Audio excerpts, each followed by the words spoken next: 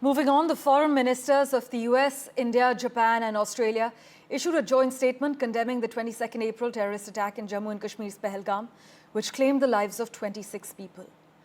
The Quad partners strongly denounced the act of violence and called for the perpetrators, the organizers and the financiers of the attack to be swiftly brought to justice.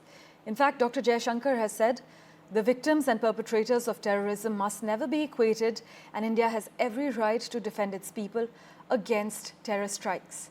He did not explicitly call out Pakistan.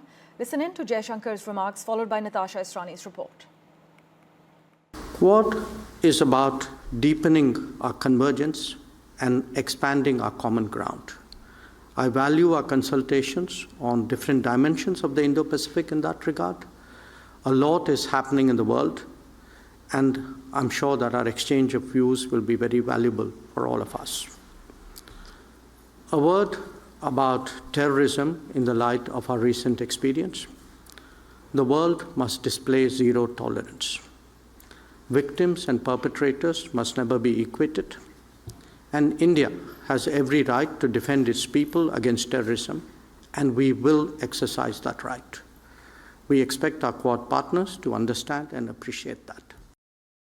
Well, yes, terrorism is something that India talks about often. This is not the first time. External Affairs Minister was at the United Nations just a day before yesterday in New York, also highlighting terrorism. So on broad terms, certainly the Quad has made noises supporting the overall stance of fighting against terrorism and standing up to it. But that doesn't seem to be the full focus of Quad during this meeting, which happened in DC. But I do want to underline that there are other challenges that the Quad is facing. Each of those countries, Japan, Australia, India, along with the United States, even though there was so much emphasis on Quad cooperation by the United States, especially at the beginning of the year in January, there have been some shadows after that because the tariffs which Donald Trump has imposed have affected all of these countries. So there is some amount of bristling and friction there within the Quad, including Japan, which has been asked to increase its defense spending by the United States,